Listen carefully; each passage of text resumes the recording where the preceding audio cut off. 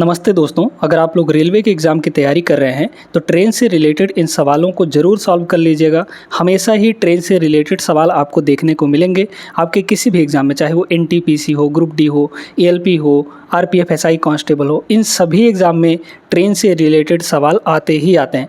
तो इनका कॉन्सेप्ट आपको सीख लेना है एक बार और अच्छे से इनके क्वेश्चंस की प्रैक्टिस कर लेना है। आज के क्लास में हम लोग ऐसे बेहतरीन प्रश्नों को लेकर आए हैं ट्रेन से रिलेटेड, जिनका कॉन्सेप्ट भी आपको सिखाएंगे बेहतरीन तरीके से, और जहाँ पर ट्रिक की ज़रूरत होगी वहाँ पे ट्रिक भी आपको बताएंगे और बहुत बढ़िया बढ़िया सवाल बताएंगे, ठीक ना। तो पूरा वीडियो शुरू से अंत तक ज़रूर देखिएगा और अगर वीडियो पसंद आएगा तो लाइक ज़रूर कर दीजिएगा, ठीक है।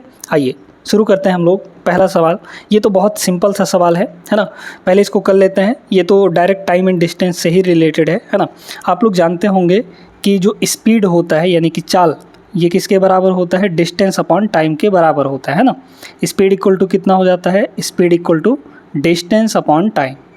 इसी से रिलेटेड है ये सवाल, बन जाएगा आराम से। एक रेलगाड़ी जो है 45 kmph की चाल से चल रही है। इस रेलगाड़ी द्वारा 64 सेकंड में तय की जाने वाली दूरी की गणना कीजिए।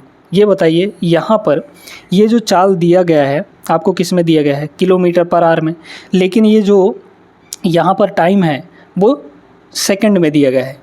तो हम लोग इसको भी इसी के तरह ही बदलेंगे, यानी कि यूनिट सेम होनी चाहिए। ये किलोमीटर पर आवर में है यानी कि घंटे में है, तो ये टाइम भी आपका घंटे में होना चाहिए, है ना। तब हमारा काम बनेगा, अदरवाइज़ नहीं बनेगा। तो देख लीजिए, यहाँ पर आपको क्या निकालनी है? दूरी निकालनी है। तो डिस्टेंस इक्वल टू क्या हो जाएगा? स्पीड इनटू टाइम, है ना। स्पीड टाइम इधर आ जाएगा, तो स्पीड कितना है हमारे पास?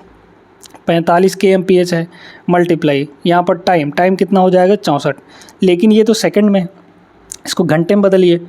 तो डिवाइड बाई, अगर हम लोग यहाँ पर 60 कर दें तो ये बदल गया पहले तो मिनट में, फिर डिवाइड बाई 60 करेंगे तो फिर बदल जाएगा ये किस में?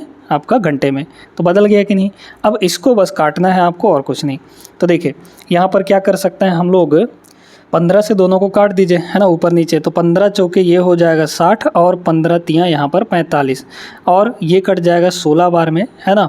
फिर ये आपका कट जाएगा 20 बार में, ठीक है।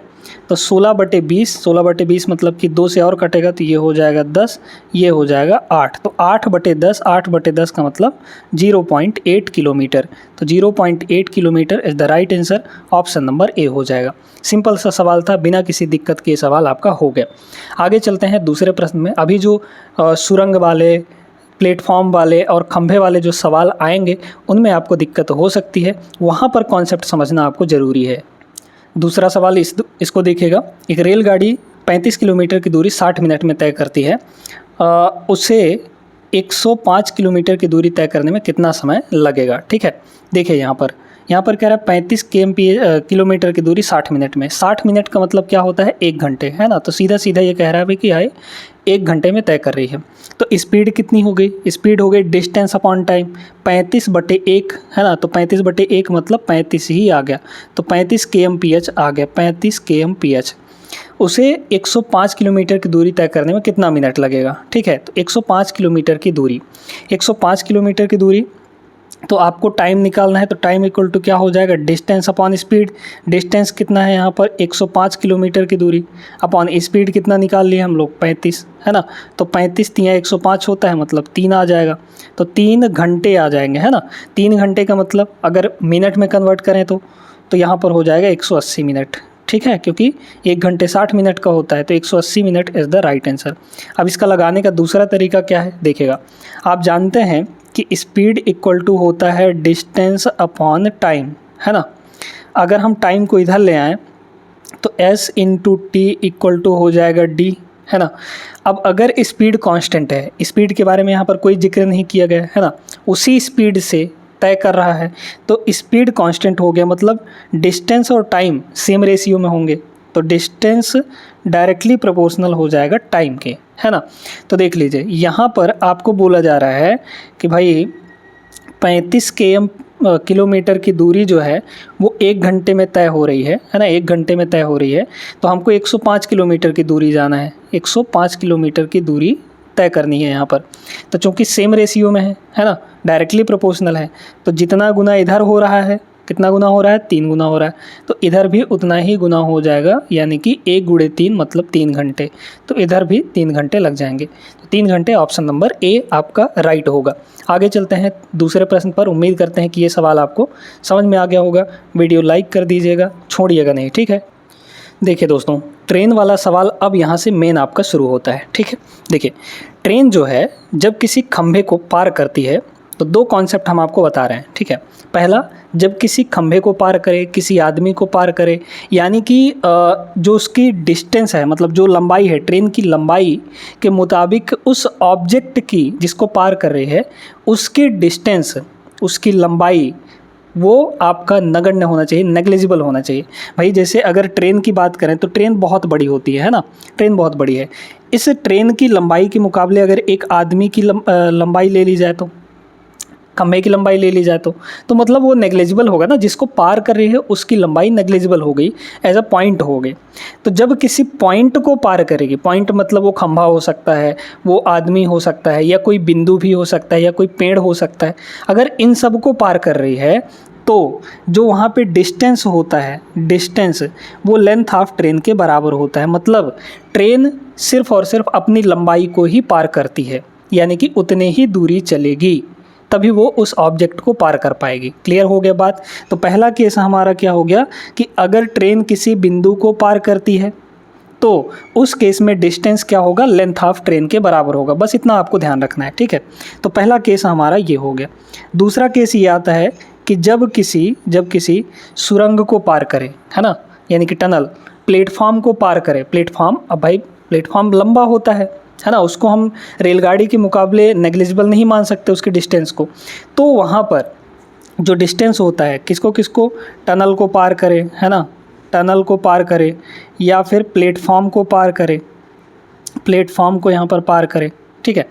तो इस केस में, या फिर ब्रिज हो गया, है ना, पुल जिसको हम लोग कहते हैं ब्रिज, ठीक है। तो ब्रिज को अगर पार कर रही है तो ऐसे केस में जो डिस्टेंस हम लोग लेंगे वो ट्रेन अपनी लंबाई तो पार करेगी ही करेगी, है ना, इनको पार करने में, प्लस इनकी लंबाई भी साथ में पार करती है, यानी कि लेंथ ऑफ टनल हो गया या फिर प्लेटफॉर्म हो गया, मान लीजिए प्लेटफॉर्म हो गया, है ना।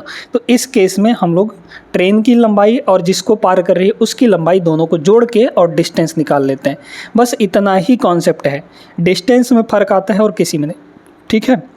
तो जब किसी आदमी, किसी खंभे, किसी पॉइंट को अगर पार कर रही है तो डिस्टेंस कितना लेंगे, ट्रेन की लंबाई के बराबर।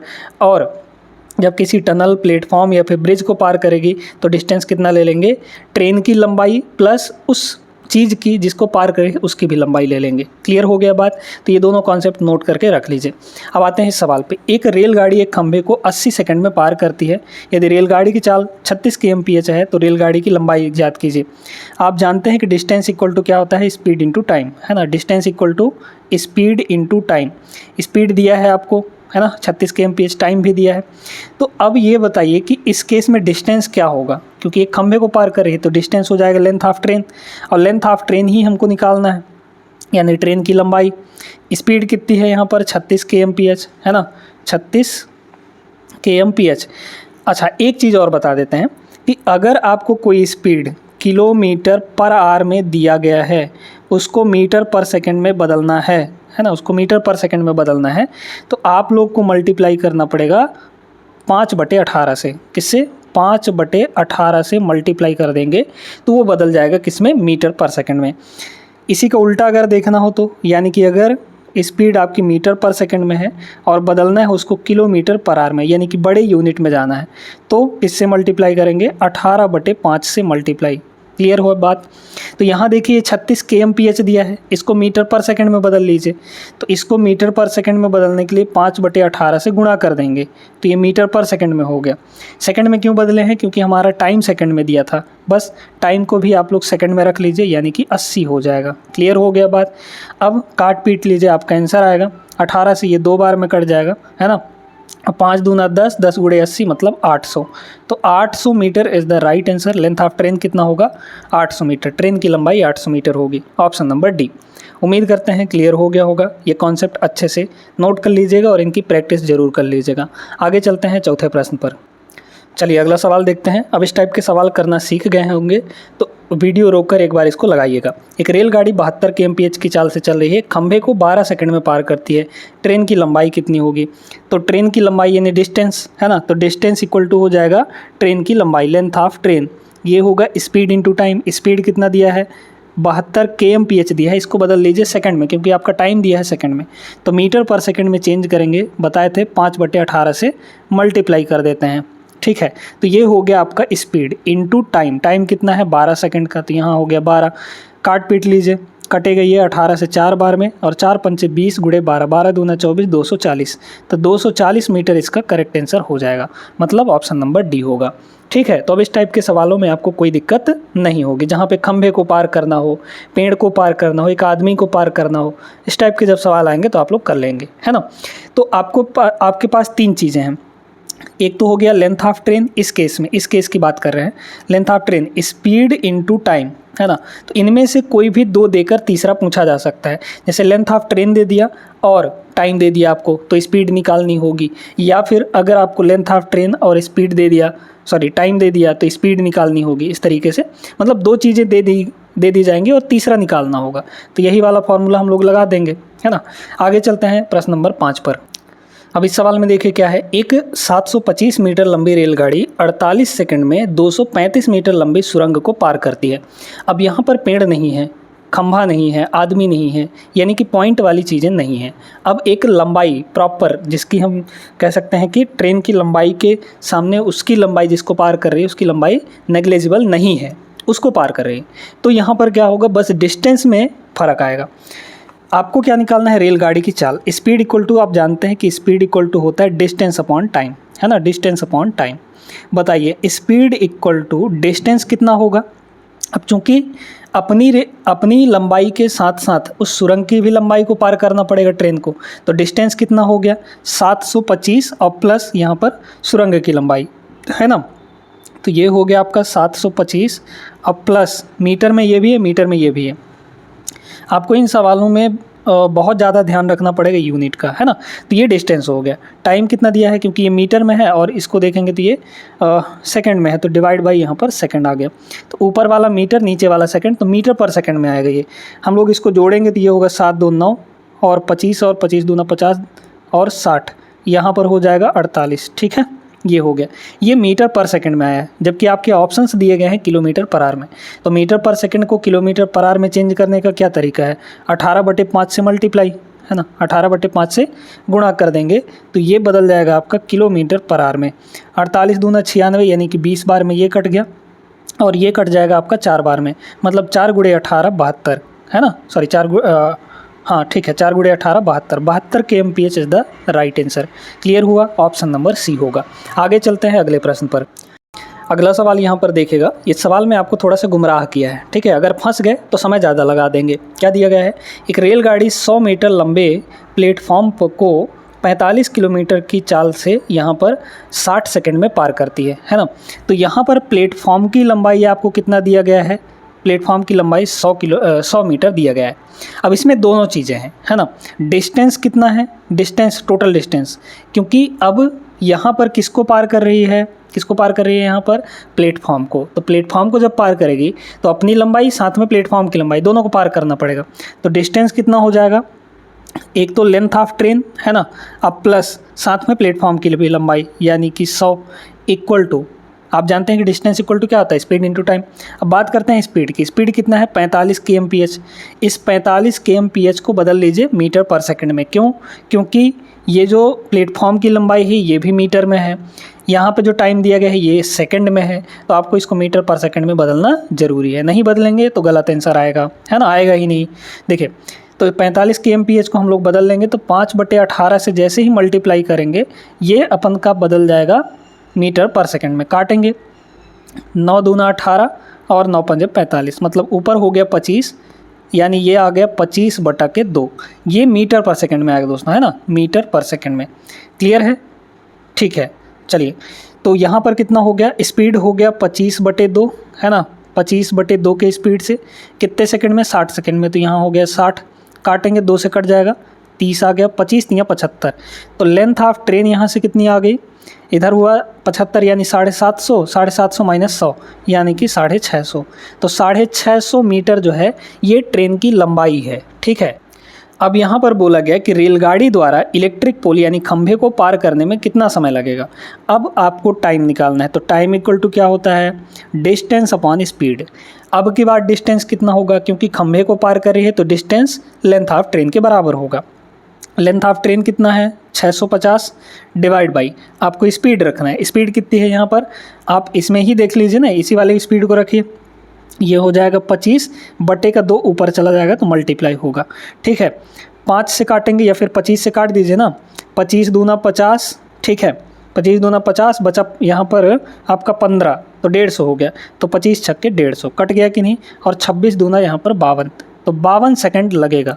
52 सेकंड का टाइम लगने वाला है, ऑप्शन नंबर डी होगा। बहुत बढ़िया सवाल था, उम्मीद करते हैं आप सभी को समझ में आ गया होगा। आगे चलते हैं प्रश्न नंबर 7 पर। अगला सवाल देखते हैं। अब यहाँ पर इस टाइप के सवालों को करने में आपको कोई दिक्कत होनी नहीं चाहिए, क्योंकि आप लोग बहुत सवाल ऐसे कर लिए हैं। तो वीडियो रोक कर एक बार इस सवाल को खुद से ज़रूर लगाइएगा, है ना। 10 km/h की चाल से चलते हुए एक आदमी किसी पुल को यहाँ पर इतने मिनट में पार करता है तो पुल की लंबाई कितनी होगी, है ना।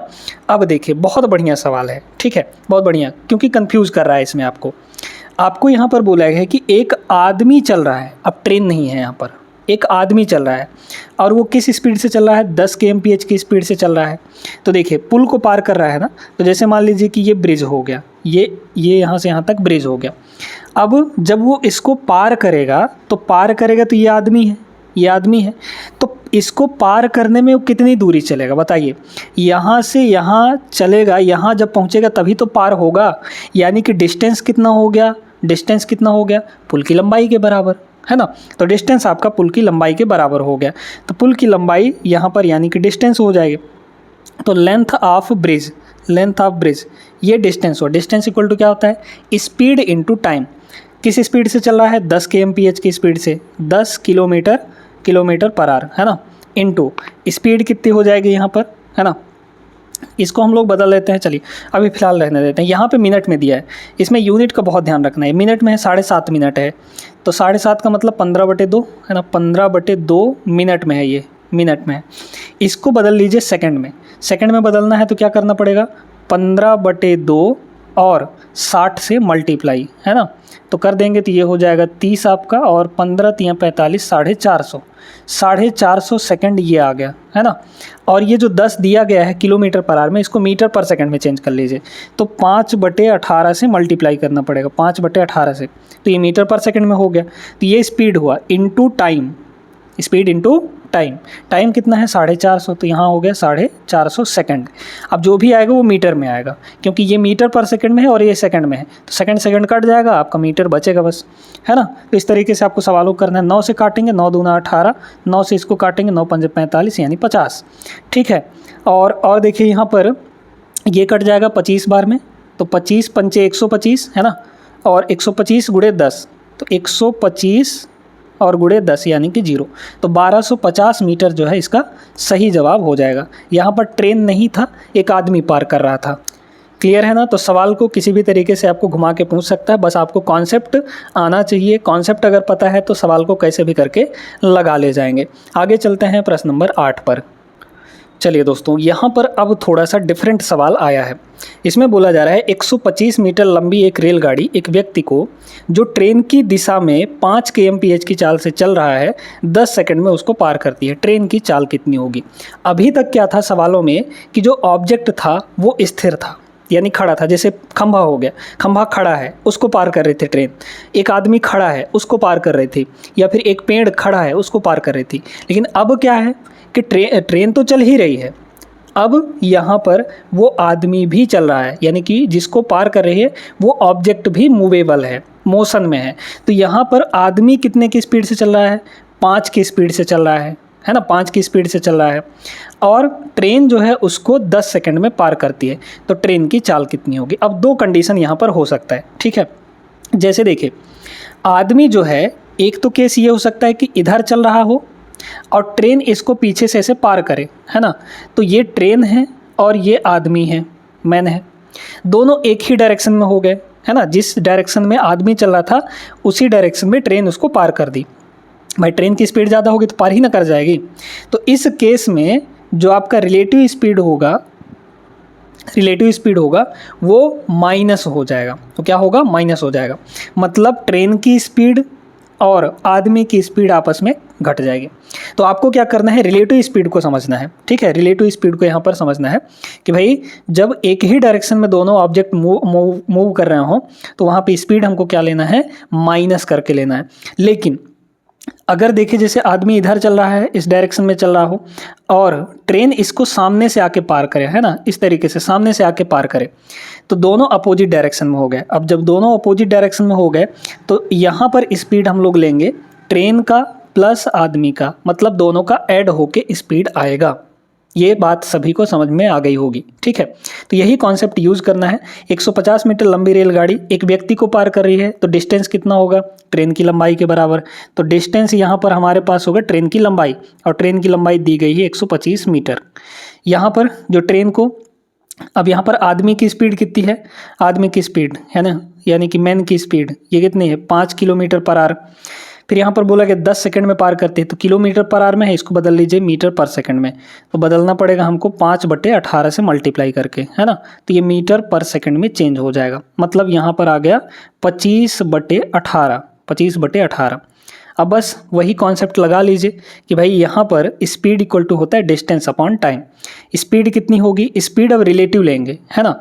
देखिए यहाँ पर क्या कह रहा है कि एक व्यक्ति को जो ट्रेन की दिशा में, यानी कि ट्रेन के डायरेक्शन में ही, ट्रेन भी इधर चल रही थी और आदमी भी इधर चल रहा था, तो ट्रेन के डायरेक्शन में ही चल रही है, मतलब ट्रेन की स्पीड और आदमी की स्पीड यानी कि माइनस, ये दोनों का स्पीड माइनस होके आएगा हमारा रिलेटिव स्पीड। तो स्पीड इक्वल टू क्या हो जाएगा, डिस्टेंस अपॉन टाइम। डिस्टेंस कितना है 125, और टाइम कितना सेकंड में पार कर रही है, 10 सेकंड में, तो यहाँ हो गया 10, तो 125/10 आ गया। ठीक है, अच्छा ये कितना दिया गया है, तो टी मतलब ट्रेन की स्पीड है ये, माइनस एम, है ना, माइनस एम उधर जाएगा तो प्लस एम हो जाएगा। तो यहाँ है आपका 12.5, है ना, यहाँ पे कितना हो जाएगा 12.5, ये हो गया 12.5, या फिर 125/10 रहने दीजिए, है ना, 125 यहाँ पर 10 हो जाएगा, है ना, और प्लस हो जाएगा, मेन की स्पीड उधर जाके प्लस हो जाएगी, यानी कि 25/18 यहाँ पर प्लस हो जाएगा। काटा पीटी हम लोग कर लेंगे यहाँ पर। तो बताइए 18 और 10 इनका जो एलसीएम आएगा वो 90 आ जाएगा, है ना, 18 और 10 इनका एलसीएम कितना आ जाएगा, 90 आ जाएगा। और देख लीजिए यहाँ पे, तो 90 मतलब 9 का गुणा ऊपर करेंगे तो 9 पंजे 45, यानी कि 5 हो गया, बचा 4, और 12 नहीं है 108। ठीक है, 108 और 4 जोड़ेंगे तो 108 और 4 मतलब 112 हो गया, है ना, तो 112 ये हो गया। प्लस यहाँ पर ये देखिए, तो 18 पंचे 90 मतलब 5, तो 25 पंचे 125 हो जाएगा, इक्वल टू ये हो गया, दोनों को जोड़ेंगे तो 125 250 हो गया, मतलब यहाँ पर हो गया 1250, 1250/90, है ना, 0 आपका कट जाएगा। ये मीटर पर सेकंड में आएगा दोस्तों, इसको किलोमीटर पर आवर में चेंज करना जरूरी है, बदल लीजिए। किलोमीटर पर आवर में चेंज करने के लिए हम लोग 18/5 से मल्टीप्लाई कर देते हैं, है ना, तो 9 से ये 2 बार में कट जाएगा, और 5 से ये आपका 25 पंचे 125, यानी 25 दूना 50, तो 50 इसका राइट आंसर होगा, 50 kmph। ठीक है, तो कहाँ पे दिख रहा है आपको, ऑप्शन नंबर ए में, ये आपका करेक्ट आंसर होगा। आई होप क्लियर हो गया होगा सभी को। सवाल को बस समझना आना चाहिए, समझ के लगाना आना चाहिए, और कॉन्सेप्ट पता रहेगा तभी आप लगा भी पाएंगे। आगे चलते हैं अगले प्रश्न पर। देखिए ये वाला सवाल देखते हैं। एक 210 मीटर लंबी रेलगाड़ी, यहाँ पे लेंथ ऑफ ट्रेन दे दिया है, सम्मुख दिशा में 4.5 kmph की चाल से आ रहे एक व्यक्ति को 12 सेकंड में पार करती है। ठीक है, अब यहाँ पर सामने से आ रहा है व्यक्ति, है ना, तो सामने से आ रहा है मतलब ट्रेन इधर जा रही है और आदमी इधर से आ रहा है, तो इस केस में स्पीड क्या होगा, दोनों का जुड़ के आएगा, यानी कि ट्रेन प्लस आदमी का, ये ट्रेन की स्पीड, ये एम की स्पीड, मैन की स्पीड, तो दोनों का जुड़ के आएगा। ठीक है, जोड़ लीजिए, स्पीड आपका जुड़ जाएगा। बताइए दोस्तों, तो ट्रेन की स्पीड कितनी दी गई है, नहीं दिया गया है, तो ट्रेन की स्पीड मतलब टी हो गया, प्लस यहाँ पे आदमी की स्पीड कितनी है 4.5, है ना, 4.5 kmph। अब हम लोग इसको kmph में लिए हैं तो सारी चीज़ें किलोमीटर और घंटे में होनी चाहिए, है ना। इक्वल टू ये हो गया स्पीड, स्पीड इक्वल टू क्या होता है, डिस्टेंस अपॉन टाइम। डिस्टेंस कितना है 210, है ना, 210, लेकिन ये मीटर में दिया गया है। अच्छा, आदमी को पार कर रहे हैं तो डिस्टेंस किसके बराबर होगा, डिस्टेंस होगा लेंथ ऑफ ट्रेन के बराबर, ये भी आपको ध्यान रखना है। तो लेंथ ऑफ ट्रेन है कितना, 210 मीटर में है ना। तो मीटर से इसको किलोमीटर में बदलना है तो 1000 से डिवाइड करना पड़ेगा, तो ये किलोमीटर में बदल गया, क्योंकि इधर वाले वैल्यू को हम किलोमीटर पर आवर में लिए हैं। तो इधर की जितनी भी वैल्यू होंगी उसको किलोमीटर में और घंटे में लेना पड़ेगा, तभी आपका सही आंसर आएगा। तो ये तो किलोमीटर में हो गया। डिस्टेंस अपॉन स्पीड, सॉरी हाँ, डिस्टेंस अपॉन टाइम। टाइम कितना 12 सेकंड, तो यहाँ हो गया 12 और सेकंड में है तो इसको बदलना पड़ेगा घंटे में। घंटे में बदलने के लिए पहले डिवाइड करेंगे 60 से तो ये मिनट में चेंज हुआ, फिर डिवाइड करेंगे 60 से तो ये घंटे में बदल जाएगा। काटा पिटी कर लीजिए, देखिए तो यहाँ हो जाएगा 210, थोड़ा इसको सिंप्लीफाई करते हैं, बटे में होगा 1000, है ना, और ये बटे का यहाँ पर 12 है और ये पूरा बटे ऊपर चला जाएगा, मतलब 6 गुणे 6 यानी कि 3600 जो है ऊपर हो जाएगा, है ना। देखिए 3 जीरो से 2 जीरो ये और 1 जीरो ये कट गया कि नहीं, और काट दीजिए, 12 तियाँ यहाँ पर हो जाएगा 36, मतलब 21 तियाँ यहाँ पर कितना होगा, 21 तियाँ 63 होगा, है ना। तो 63, तो ट्रेन प्लस आदमी मतलब कि 4.5, इन दोनों को मिलाकर 63 होना चाहिए। तो ट्रेन कितना हो जाएगा, 4.5 उधर घटा दीजिए तो 63, है ना, 63 कितना हो जाएगा यहाँ पर, ये हो जाएगा 63 में से 4.5 हम लोग माइनस कर देंगे। देखिए पहले 63 में 4 घटाइए, तो 63 में 4 घटाएंगे 59 आएगा, 59 में 0.5 और घटा दीजिए, है ना। तो 59 में 0.5 और घटाएंगे तो मतलब 58.5 आ जाएगा। ऑप्शन नंबर ए होगा। क्लियर है सभी को, उम्मीद करते हैं समझ आ गया होगा। अब चूंकि ये भी किलोमीटर पर आवर में दिया गया था तो किलोमीटर पर आवर में हमने सबको निकाल लिया और घटा दिया, तो आ गया आंसर हमारा। 9 प्रश्न हो चुके हैं। 9 प्रश्नों में आपको फील हो रहा होगा कि अब जो है ट्रेन वाले सवाल आपको अच्छे से बन जाएंगे, कहीं भी कोई दिक्कत नहीं होगी। आगे चलते हैं, कुछ और सवालों को करते हैं। चलिए दोस्तों, ये देखिए बहुत बढ़िया सवाल है ना। अब इसमें क्या है, 2 चीज़ें हैं, मतलब 2 चीज़ों को पार कर रही है, 2 लोगों को रेलगाड़ी, एक को नहीं पार कर रही।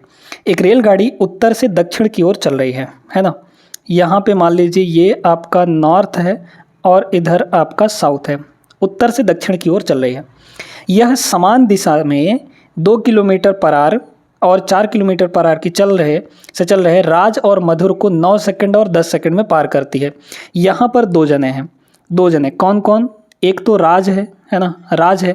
राज को किस स्पीड से राज किस स्पीड से चल रहा है, 2 kmph से, है ना, और 2 kmph से, और साथ में मधुर है इसी डायरेक्शन में, डायरेक्शन वही है क्योंकि समान दिशा में चल रहे हैं यही दोनों, है ना।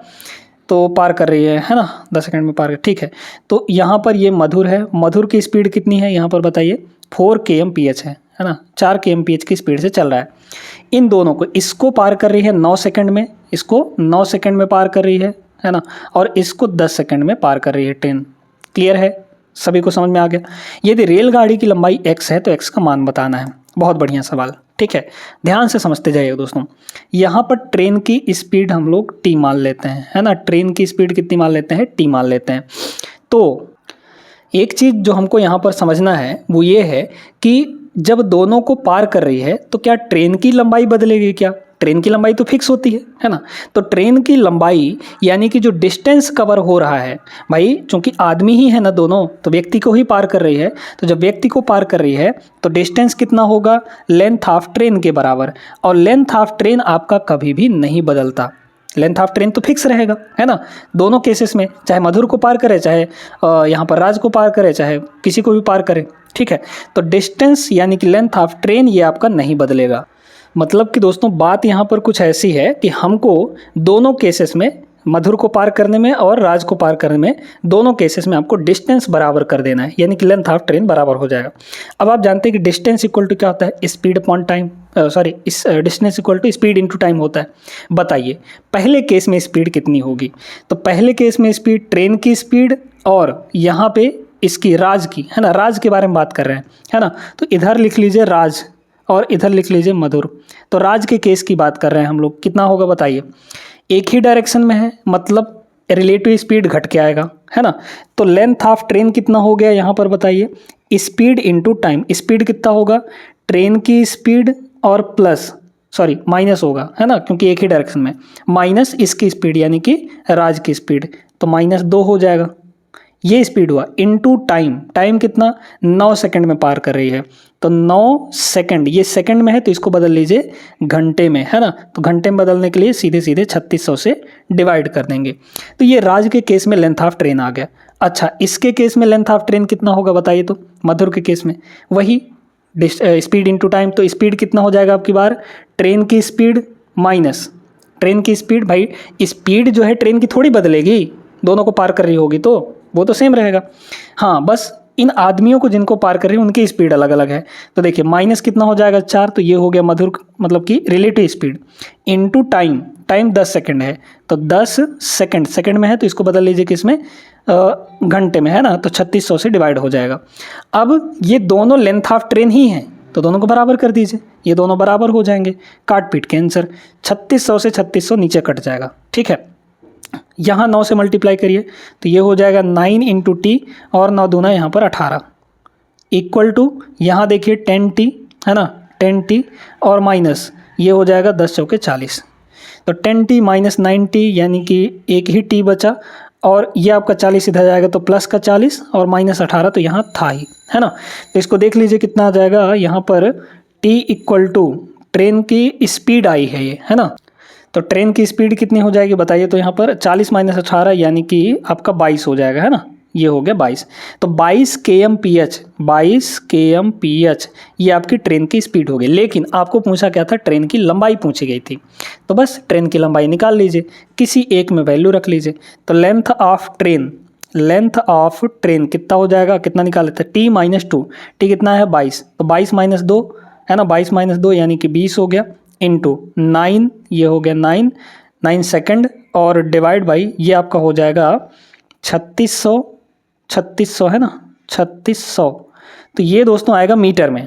ठीक है, किस में आएगा, मीटर में आएगा, 1 सेकंड, किलोमीटर में आएगा, है ना, ये किलोमीटर में आएगा, तो इसको अपने को बदलना है मीटर में, क्योंकि मीटर में पूछा गया, ये जो दिए गए हैं x मीटर ना, तो मीटर में चाहिए हमको, तो ये तो किलोमीटर में आ गया, मीटर में बदलने के लिए 1000 से मल्टीप्लाई करना पड़ेगा, काट दीजिए 2 जीरो से, यहाँ 2 जीरो कट गया, है ना, और 9 चौके ये हो जाएगा 36 और 4 से ये 5 बार में कटेगा, तो 5 गुणे 10 मतलब 50, 5 गुणे 10 मतलब 50, तो 50 मीटर जो है वो ट्रेन की लंबाई हो जाएगी। ठीक है, यूनिट का यहाँ पर बहुत ध्यान रखना है, बिना यूनिट के आपको कोई भी सवाल नहीं बनेगा। Option number D is the right answer. Clear हुआ, उम्मीद करते हैं समझ आ गया होगा। चलिए यहाँ पर मिलते हैं अगले क्लास में, आज की क्लास में बस इतना ही। इस वीडियो को लाइक कर दीजिए अगर आपको पसंद आया हो तो, और चैनल पर नए हैं तो सब्सक्राइब करना बिल्कुल नहीं भूलना है। मिलते हैं नेक्स्ट क्लास में, तब तक के लिए जय हिंद।